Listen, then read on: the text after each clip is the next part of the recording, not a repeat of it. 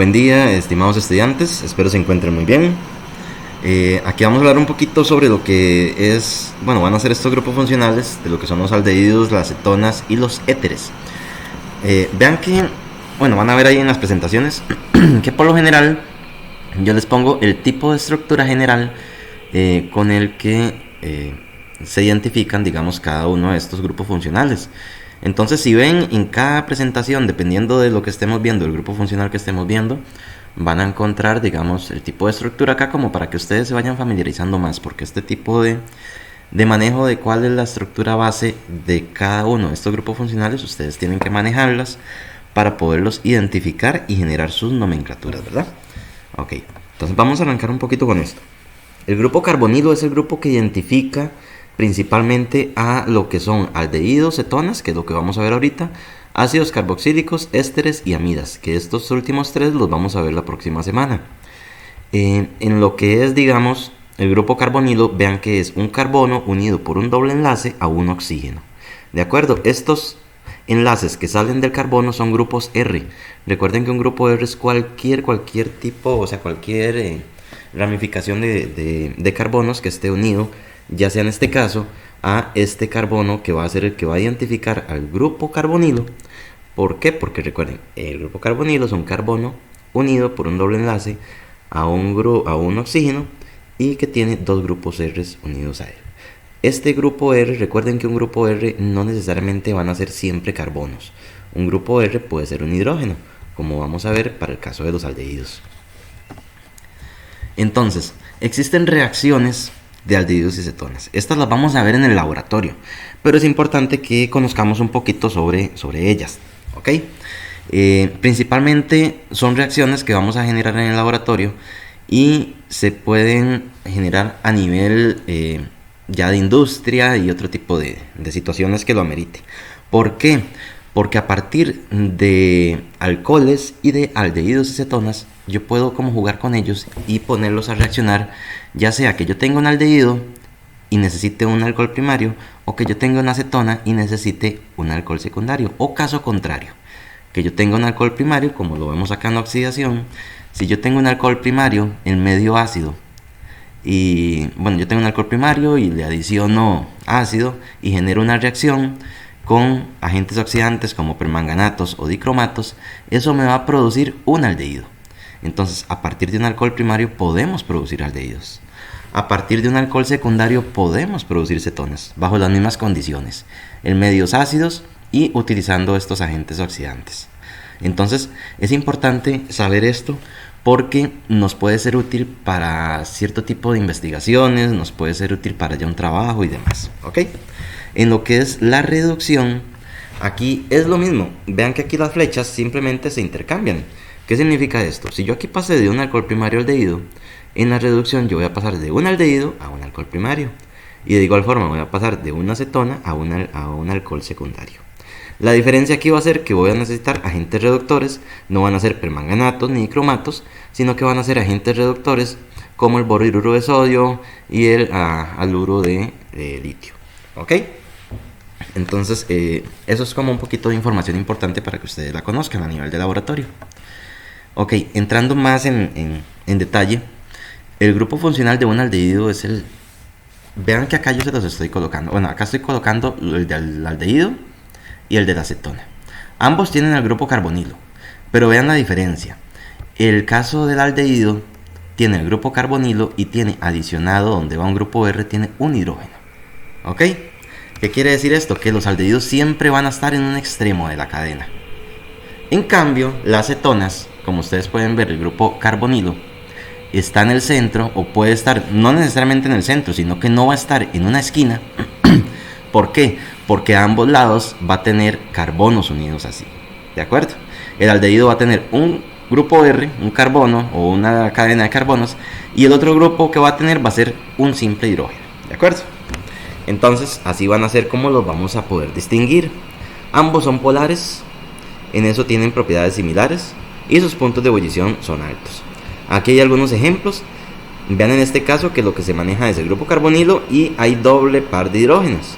Entonces, en este caso es un aldehído. Con que ya haya uno, se quita paramos este, ya solamente habría uno. Entonces de igual forma, ¿verdad? Estaríamos aplicando de que estaríamos teniendo al grupo aldehído que está en un extremo y por ende este sería un aldehído. Este es el metanal, chicos, alias formaldehído, alias formalina, muchos de ustedes lo han escuchado. Y aquí se los presento, es el aldehído digamos que más conocido y el más utilizado. El otro sería el etanal. Aquí tenemos, vean que también es un aldehído, está en el extremo, vean que el grupo carbonilo se encuentra en el extremo. Y de aquí, de este carbono, sale el grupo R. ¿De acuerdo? Entonces estamos hablando de que ese grupo R es solamente un carbono. Entonces estaríamos contando que el carbono del extremo va a ser el carbono 1 y este sería el carbono 2. Pues tendríamos dos carbonos, et, an, el infijo, que no hay insaturaciones, y la terminación de los aldehídos, que sería al. Ahorita vamos a ver un poquito de ello. Y para el caso de las cetonas van a tener terminación ona. Y aquí tenemos a la más conocida, que sería la acetona, alias, o mejor dicho, nombre IUPAC, 2-propanona. ¿Ok? Vean que en el caso de las cetonas identificamos dónde está el grupo carbonilo. ¿Por qué? Porque no está en un extremo. Y tenemos que saber dónde está exactamente ese carbono enlazado con un doble enlace a un oxígeno. La nomenclatura. Ok, vean de nuevo ahora los aldehídos, el tipo de estructura que tienen. La cadena principal es la cadena más larga que contenga el grupo carbonilo. Digo, que contenga el grupo aldehído. ¿De acuerdo?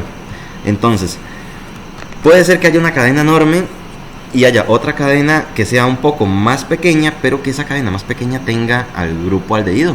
Entonces ya esta va a ganar porque un grupo funcional va a ir por encima de lo que son los hidrocarburos, de lo que son los alcanos, los alquenos y los alquinos. ¿De acuerdo?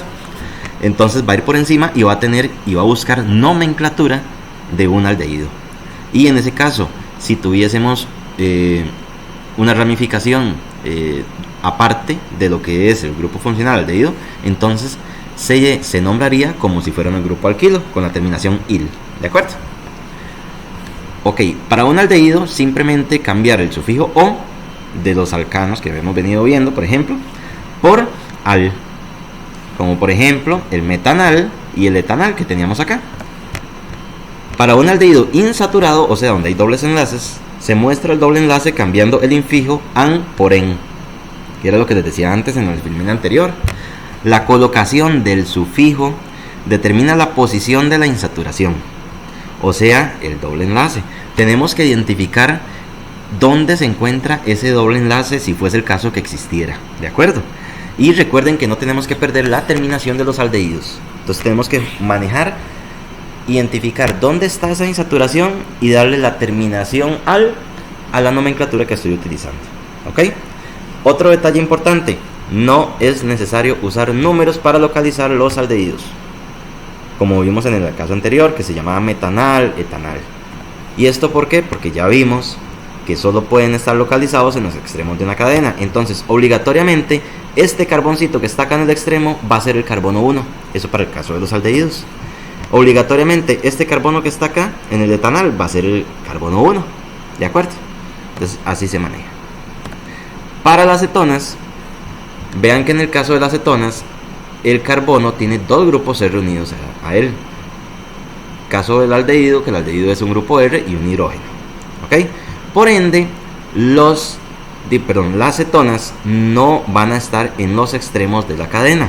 Van a estar más ubicadas, digamos, cerca del centro, o como en el caso de la butanona, de las 2-butanona. ¿Ok?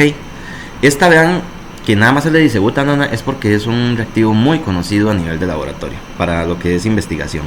Entonces se identifica sin el 2-butanona, pero quiero que ustedes sepan que es importante que sí se coloque el 2-butanona porque tiene que identificarse dónde está el grupo carbonilo que hace referencia a esa cetona. ¿De acuerdo? Entonces, para una cetona identificamos la cadena principal como la cadena más larga que tenga al grupo cetona. Para una cetona cambia el sufijo O por ona, la terminación va a ser ona. Para una cetona insaturada, de igual forma que vimos con los aldehídos, se tiene que identificar dónde está la doble insaturación y colocar el infijo en donde se encuentre esa doble insaturación. La localización del sufijo determina la posición de la cetona. Se debe localizar la posición del grupo cetona. También tenemos que identificar dónde está el grupo cetona, porque como les dije, puede que este grupo hubiese estado acá y no necesariamente está en un extremo como con los aldehídos, y por eso hay que identificarlo.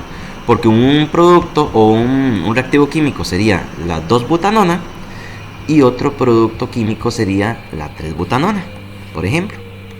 Ahí disculpen que se me salió la filmina.